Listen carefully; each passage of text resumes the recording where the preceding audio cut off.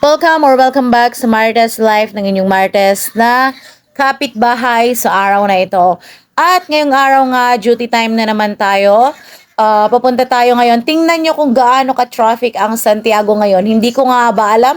Araw-araw ako sa Santiago pero tingnan nyo yung Santiago ngayon. Napaka-traffic mga kumare. Hindi ko lang nakuhanan yung hindi ko lang alam, hindi ko nakuhanan yung yung sobrang traffic kanina. Yan. Dito yan sa crossing ng papuntang 4 lanes paradahan at saka dito. Ayan, tingnan niyo yan.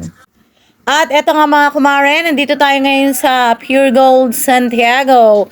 At of course, papasok tayo. Yan. Ito nga pala yung process yan. Dito papasok na ako. Nag-segue lang ako ng konting video natin.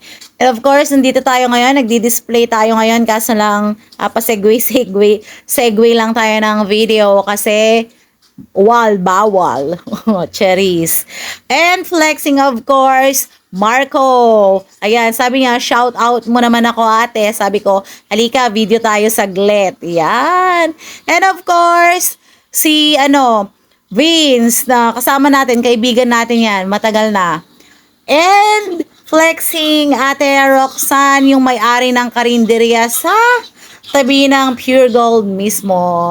Sabi niya, ano ka ba naman Sarah? Sabi niya, sinasali mo pa ako, Charis. Syempre, sali ang mga magaganda.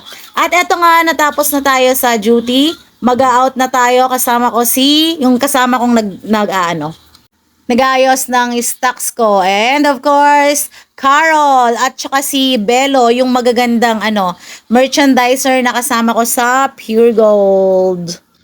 Naparami na naman ang aking chismis mga kumare. Yun lang. And of course, till next video. See you! Bye-bye! Haggard na haggard ang meme niyo.